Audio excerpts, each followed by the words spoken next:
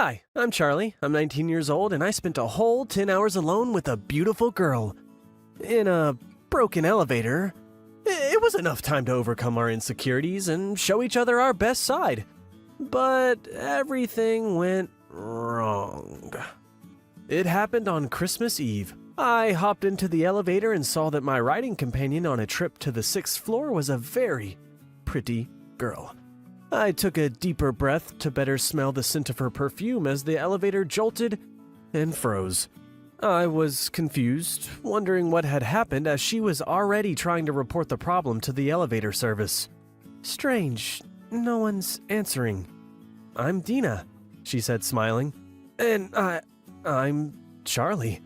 She looked at me questioningly, expecting me to say something else, but absolutely nothing crossed my mind. Time passed and I continued to be silent, trying to look completely at ease as if I were not embarrassed by the awkward silence. I really wanted to get to know her better. When would I ever get another chance like this? I just couldn't figure out where to start. She spoke first. This is taking a long time. I hope we'll be out in time for the holiday. I heard that someone once spent 42 hours in a broken elevator. I fell silent when I saw her looking at me with frightened eyes. What was I doing? I'm a complete moron! An hour passed. After 2, we were sitting on the floor with backs propped against the not-so-clean elevator walls. After 4 hours, we were rummaging through all of our belongings in search of at least some kind of food. After 5 hours, we split a piece of candy that Dina found in her bag. After 6 hours, we felt like we had known each other for about 100 years. At this very cool moment of our imprisonment, I suddenly realized that more than anything, even more than Dina, I wanted only one thing. I urgently needed a toilet. Dina noticed that something was wrong with me. I didn't want to talk, but I couldn't hold it anymore. She quickly pulled an empty water bottle out of her bag. Here you go.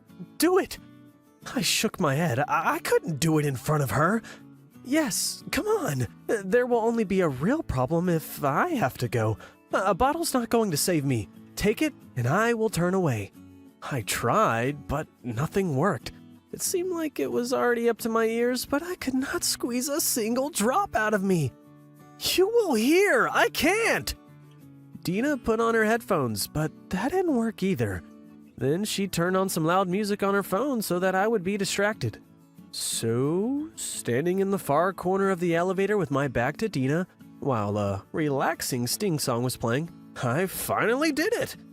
I put the lid on the bottle and bashfully put it behind my backpack. I was about to thank her when the elevator started moving again. The doors opened and we were released. We were almost gone when we heard a loud scream from the technician. Guys, you forgot your lemonade! I had to go back for that damn bottle!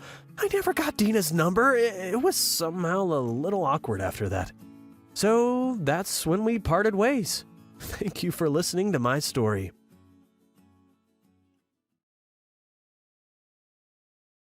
Hi everyone, my name's Marcus, and I'm 16.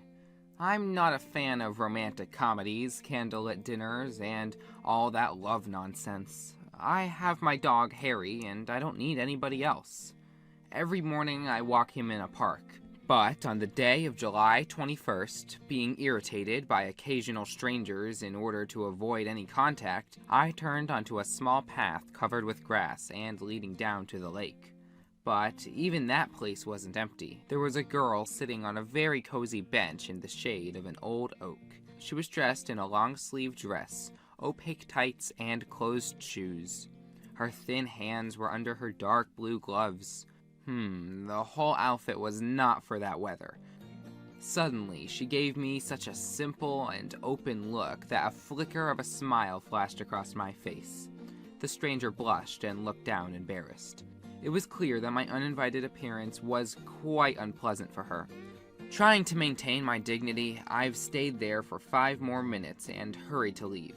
The next morning, it was the same story. Our eyes met again, and there was disappointment. She must have been annoyed by the fact that I disturbed her privacy again, and I just felt bad.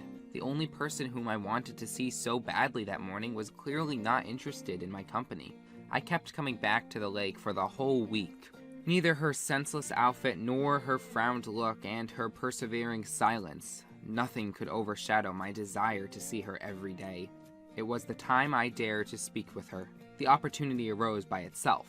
It was Sunday when she suddenly took off her glove to keep a persistent mosquito away. Right at that moment, my spaniel, as if on command, snatched it and ran away off with it into the woods. The girl's face got terrified. I was also taken aback. Not only it didn't look like Harry, but the girl's reaction left much to be desired. I rushed after the dog and hurried to return the glove.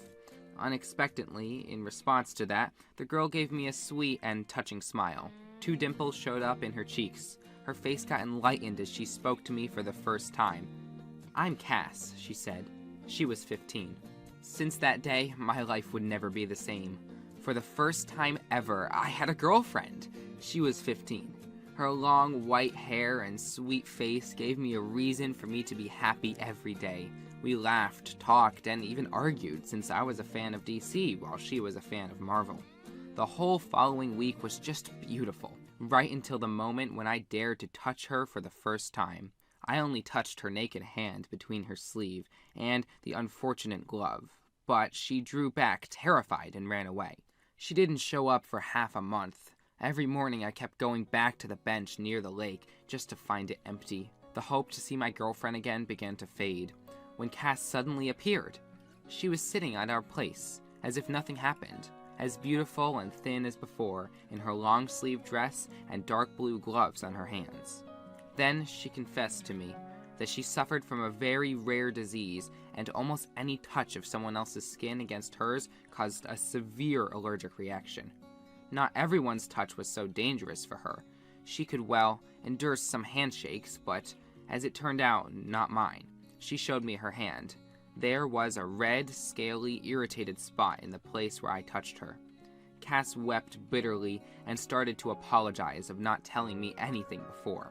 She felt sorry that she didn't cut off any contact, knowing that there's not much she could give back to me. I really wished I could console her somehow, but shocked couldn't utter a word. Unlike my dog Harry, who piercingly barked and jumped onto the bench between us, we burst into laughing and began to stroke that shaggy pimp. It's been already half a year since that conversation.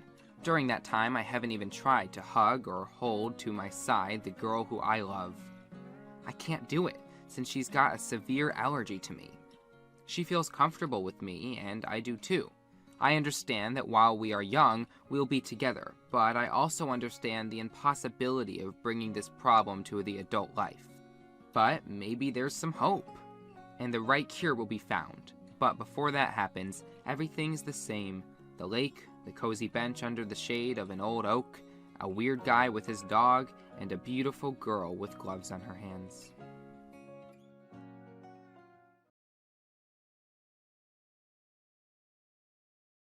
Hello, I'm Liv.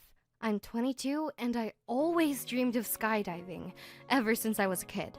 My dad has done 11 jumps. When he would put me to bed when I was little, I asked him to tell bedtime stories again and again. Not about a beautiful princess, but about skydiving and the beauty of free fall.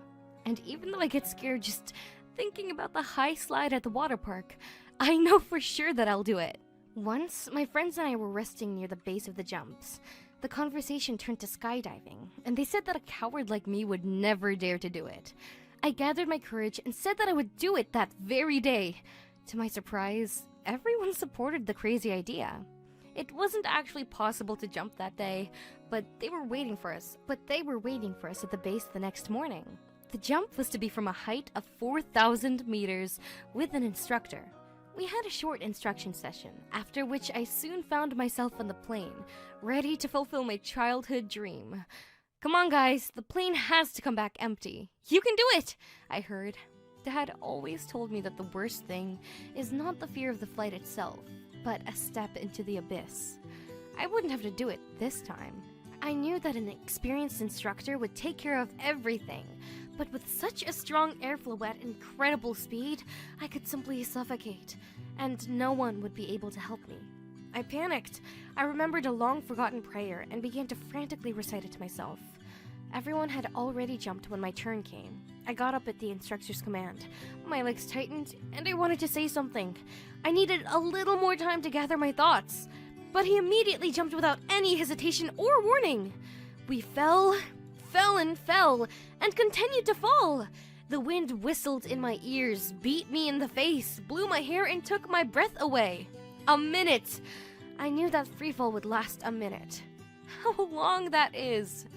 I looked around, saw the earth getting closer, and then started nervously crying and laughing at the feeling of boundless happiness. I did it! Dad will be so proud of me! The longest, brightest, and most memorable moment of my life had come to an end. The instructor gave the command and opened the parachute. I looked up, but I didn't see the dome above us. Any second now, it'll open. We fell faster, and nothing happened. Finally, I felt a jolt. I looked up, but the dome had not opened. The instructor shouted something about the slings, about the main and reserve parachutes opening together and getting tangled. I didn't understand, comprehend, or hear anything. The earth was getting closer, and we continued to fall. This couldn't be happening! Not to me! It can't be! The ground was very close! Now we would slam into it. There was a muffled thump and then darkness. I screamed, and I heard my scream. I was alive! I was lying in sweat and tears in my bed. It was 5 on the clock. It was just a dream, a nightmare. Today was my skydive, and I had just dreamed all of that. I laughed and fell on my pillow. In the morning, I didn't go anywhere. My friends that day fulfilled my childhood dream for me, and I waited for them on the ground, at home, in my bed, marred with shame and not even daring to answer the mountain of missed calls from them. I know it was just a dream, but I don't know what to do. Tell me in the comments what I should do. Jump or give up skydiving altogether. Thank you.